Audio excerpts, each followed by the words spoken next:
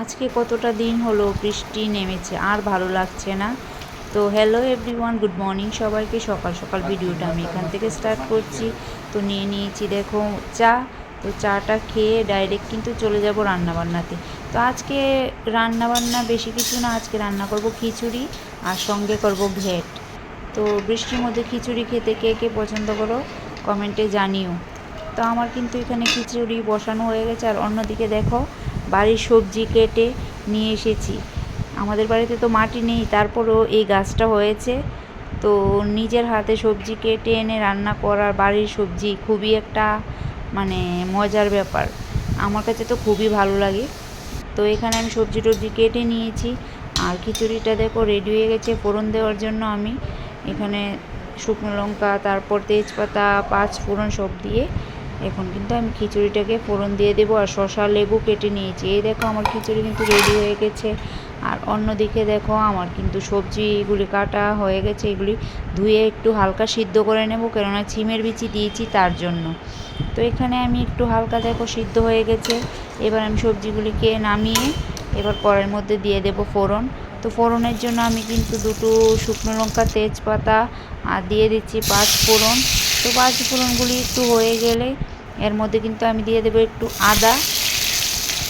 তো দেখো আমার কিন্তু ফোড়নটা রেডি হয়ে গেছে। এবার আমি অল্প অল্প করে সবজিটা সবটা দিয়ে দেব। তো এখানে দেখো আমার কিন্তু সবজি দেওয়া কমপ্লিট হয়ে গেছে। তারপরের মধ্যে আমি জিরে গুঁড়ো, ধনে গুঁড়ো আর দেবো কিন্তু হলুদ গুঁড়ো আর দিয়েছি লবণ।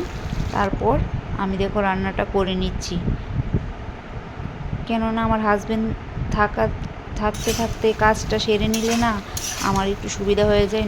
না হয়তো আমার ছোটো মেয়েকে নিয়ে আমি কাজ করতে খুবই একটা অসুবিধা হয়ে যায়।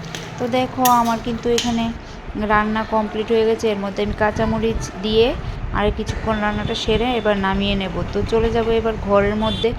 এই দেখো ফাঁকে কিন্তু মেয়েকে স্নানও করিয়ে নিয়েছি। আমার হাজব্যান্ড কিন্তু খেয়ে চলে গেছে। আর মেয়েকে দেখো স্নান সারিয়ে ঘুম পাড়িয়ে দিয়েছি। এবার আমি চটজলদি সব কাজ সেরে নেব, কেননা যতক্ষণ ঘুমাবে ততক্ষণে আমার সব কাজ হয়ে যাবে।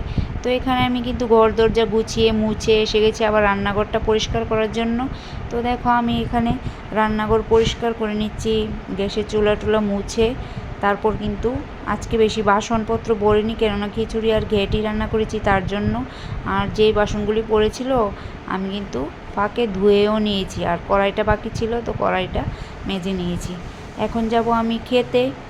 এই দেখো রান্নাটা সেরে নিয়েছি না, তো তার জন্য দেখো আমি বেড়ে নিয়েছি খিচুড়ি, সঙ্গে নেব একটু ঘেঁট আর নিয়েছি শসা আর লেবু।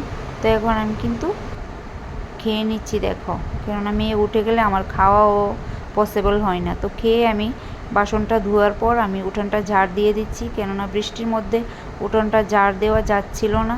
তো বৃষ্টিটা কমেছে তার জন্য কিন্তু আমি উঠোনটা ঝাড় দিয়ে দিচ্ছি। তো ঝাড় দেওয়ার পর কিন্তু আমি এবার কাপড় চোপড়গুলি ধুয়ে নেব। এই দেখো আমার কাপড় চোপড় ধোয়া কমপ্লিট। এখন স্নান দান সেরে ডাইরেক্ট চলে এসেছি ঘরে। ঘরে এসে এবার আমি মুখে ক্রিম টিম দিয়ে সিঁদুর টিঁদুর পরে নেব।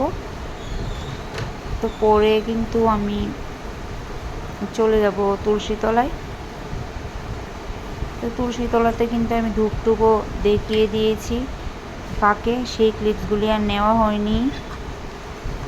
আর অন্যদিকে আমার মেয়ের কাপড় চোপড় আজকে ছাদে নিয়ে যায়নি, কেননা বারবার বৃষ্টি আসে। তার জন্য দেখো আমার পেছনে খাটের স্ট্যান্ডের মধ্যেই কাপড় চোপড় ছড়িয়ে দিয়েছি, আরও অন্য ঘরেও দিয়েছি। তো ভিডিওটা এতটুকুই।